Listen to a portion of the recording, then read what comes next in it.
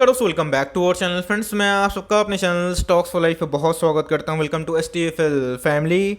Day members, ये video बहुत ही इन्फॉर्मेशनल होने वाली है और बहुत ही दोस्तों एजुकेट करने की कोशिश करूंगा। याद रखिएगा दोस्तों, कभी भी आप स्टॉक मार्केट में आते हैं तो दो चीज़ से आपको लड़ना पड़ता है। एक होता है आपका ग्रिड और दूसरा होता है आपका फियर। इस बात को ध्यान रखिएगा। और स्टॉक मार्केट दोस्तों फियर और ग्रिड की कहानी हमें देखने को मिलती है। तो जी हाँ दोस्तों, आज दो स्टॉक ऐसे हैं जो दोनों दोस्तों निफ्टी के ऑल टाइम हाई के लगभग में फ्रेश हाई लगाया गया। जी हाँ दोस्तों, इसके पहले इनके आए थे Q1 के नंबर्स को बहुत ही नेगेटिव वे से रिप्रेजेंट किया गया था। मैंने दोस्तों क्लियरली आपको बताया था कि भाई इस चीज़ से बचें, और वहाँ से गाइस बहुत लोगों ने अपने लॉस बुक किए या फिर अच्छे प्रॉफिट में थे तो निकल गए। लेकिन इसी बीच में गाइस एक बहुत बड़ी लेसन है। याद रखिएगा दोस्तों, स्टॉक मार्केट में आप चाहे किसी का भी चैनल देखें, लेकिन याद रखिएगा एट लास्ट दोस्तों जो डिसीजन होता है वो आपका होता है। आप ही डिसाइड करते हैं कि कोई स्टॉक में आपको रहना है या फिर निकल जाना है। हम लोग तो गाइस अपना अनबायस्ड ओपिनियन शेयर करते हैं। वैसा नहीं कि हमेशा हम लोग सही होते हैं, कभी गलत होते हैं तो भाई कभी सही भी होते हैं। स्टॉक मार्केट में दोस्तों अप्स एंड डाउन्स होते हैं, लेकिन इसी बीच में मार्केट को टाइम करना है करिए, लेकिन दो स्टॉक को दोस्तों टाइम मत करिए। और कुछ कुछ स्टॉक को ऐसा रखिए जो लॉन्ग टर्म उसमें प्रॉफिट बुक करने का नहीं, वेल्थ क्रिएशन का सोचिए। वेल्थ क्रिएशन के बारे में डिस्कस करें तो यस दोस्तों, एक लंबा खेलना पड़ता है। तो जी हाँ दोस्तों, एक बहुत बड़ी सीख है और आपको इस लाइक जो स्टॉक मार्केट में गंदा खेल होता है इससे बचने की बहुत आवश्यकता है। और दोस्तों जो लेसन है और जो स्टॉक है उनसे बहुत कुछ सीखने की कोशिश करिए। चैनल फर्स्ट टाइम होंगे सब्सक्राइब कर सकते हैं इस तरह क्वालिटी कंटेंट को सबसे पहले एक्सेस करने के लिए। Now without delaying any for time, let's begin.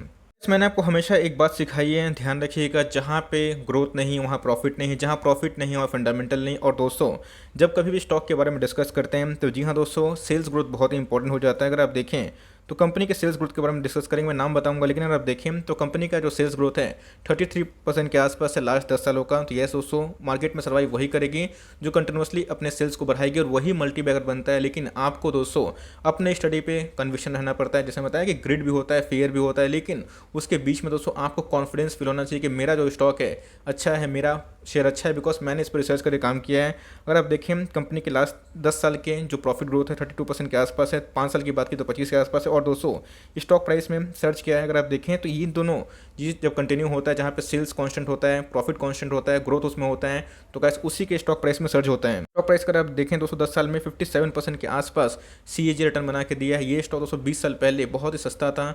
अभी की बात की जाए तो गाइस थाउजेंड्स ऑफ रुपीज़ से भी ऊपर महंगा देखने को मिलता है।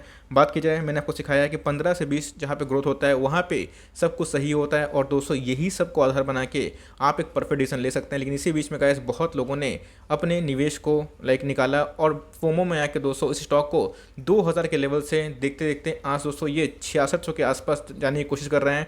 वहाँ पे गाइस लोग एक्शन नहीं लेते हैं। किसके बारे में डिस्कस कर रहा हूँ दोस्तों, मैं देख सकता है, अब देख सकते हैं दोस्तों कि मैं बजाज फाइनेंस के बारे में डिस्कस कर रहा हूँ। आज दोस्तों बजाज फाइनेंस ने अपना फ्रेश हाई लगाया। आपको अच्छे से पता है गाइस कि मैंने बजाज फाइनेंस की एनालिसिस करी थी, बताया था कि Q1 के नंबर्स थोड़े वीक हैं, लेकिन मार्केट को ये पहले से अनुमान था, बिकॉज बजाज फाइनेंस के NPA का इशू पहले से ही कमेंट्री साफ हो चुकी थी और मैनेजमेंट ने बताया भी था। लेकिन दोस्तों 6000 के आसपास भी था, लोगों ने एक्शन नहीं लिया। Q1 के नंबर्स के बाद भी एक अच्छा खासा मौका था, लोगों ने एक्शन नहीं लिया। और मैंने आपको बताया था कि अपनी एनालिसिस भरोसा रखिए। Stock market is all about fear and grid, आपको मैंने बताया। और इससे दोस्तों बचने की कोशिश करिए, बिकॉज आपसे स्टॉक मार्केट में लोग स्टॉक छीनने की कोशिश करते हैं। तो देख सकते हैं कि बस एक वीक पहले ही इनके नंबर्स आए थे और मैंने आपको नंबर्स बताया था कि पूरा हिला दिया, एक भी शेयर मत बेचना। और दोस्तों वहाँ पे मैंने बहुत सारे नेगेटिव कमेंट्स देखे थे, लेकिन दोस्तों मैंने आपको क्या बताया था कि मैं अपनी कन्विक्शन पर टिका रहता हूँ। डजंट मैटर कि स्टॉक प्राइस फॉल हो या फिर राइस हो, हमेशा याद रखिए दोस्तों स्टॉक प्राइस नॉशनल होता है, लॉस में नहीं बेचिएगा, आपका एक्चुअल लॉस नहीं होता। लेकिन यस, कंपनी अच्छी होती है तो बाउंस बैक ज़रूर करती है। तो जी हाँ दोस्तों, बजाज फाइनेंस के बारे में मैंने आपको क्या बताया, मार्केट को टाइम करना है करिए, इस स्टॉक को ना करिए। ये वही स्टॉक है, अगर आप देखें निफ्टी क्रैश में 2000 तक आ चुका था, लोग दोस्तों बस देखते देखते रह गए, अभी भी देख ही रहे हैं।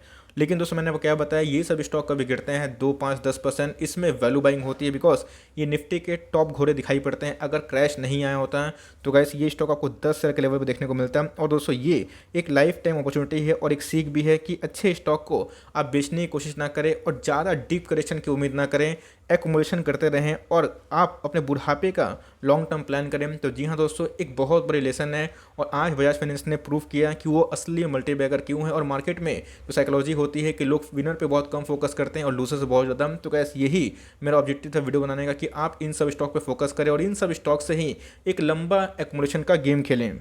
तो मैंने आपको दिखाया कि कंपनी के फाइनेंशियल्स बहुत ही हेल्दी है। मैं सेल्स भी दिखाऊंगा, लेकिन कंपनी के प्रोमोटर होल्डिंग के बारे में डिस्कस करें कितना है, 56% के आसपास दिखाई पड़ती है। एफ के बारे में डिस्कस करें 24% के आसपास हैं। और आप देख सकते हैं कि पिछले कुछ समय से गाइस एफ ने अपने स्टेक को बढ़ाया है। तो भाई इधर पेट्रोलर क्रू की एंट्री नहीं होती है।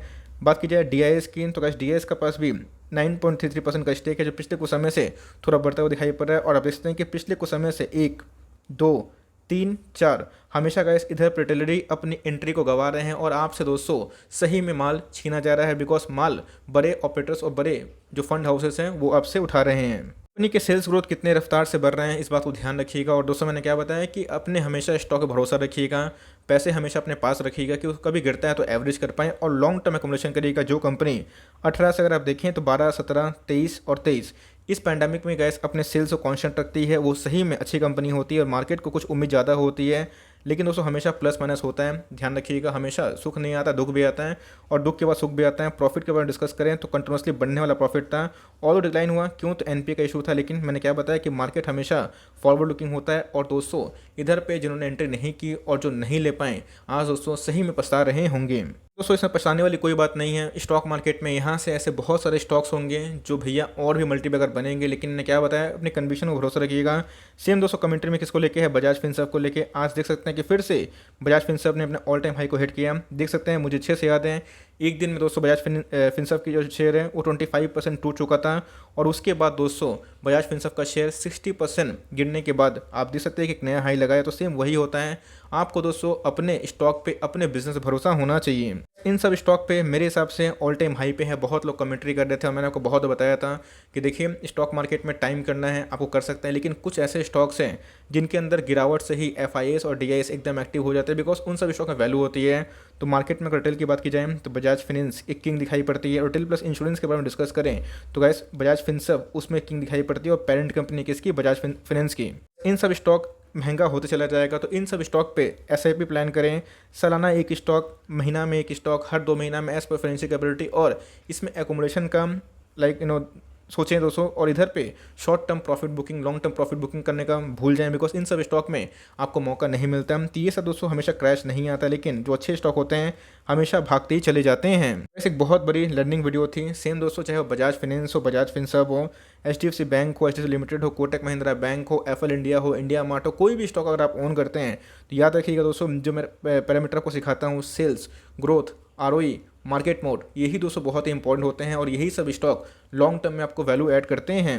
सब स्टॉक में जब गिरावट होती है तो लोग पैनिक करते हैं, लोग नेगेटिव कमेंट करते हैं कि ये नहीं है वो नहीं है, लेकिन उसके बाद दोस्तों स्टॉक वही अच्छा करता है। तो ये एक छोटी सी अलर्ट वीडियो थी कि भैया एफआईएस ने आपने देखा कि माल बटोरा, डीआईएस ने माल बटोरा, और निकला कौन दोस्तों, ऑल टाइम हाई पे रिटेलर्स लोग निकले, बिकॉज वो बहुत जल्दी प्रॉफिट बुक कर लेते हैं और या फिर बहुत जल्दी लॉस बुक कर लेते हैं। यही उनकी सबसे बड़ी प्रॉब्लम होती है। तो इन सब स्टॉक से कुछ सीखने की कोशिश करें और अच्छे स्टॉक में बने रहें।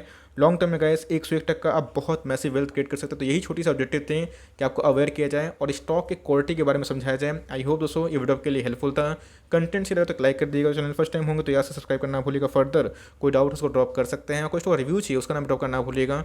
आई would love to make a video on your demand. Guys मिलते हैं जल्दी ही, तब तक के लिए bye. Thanks for watching friends, God bless you all.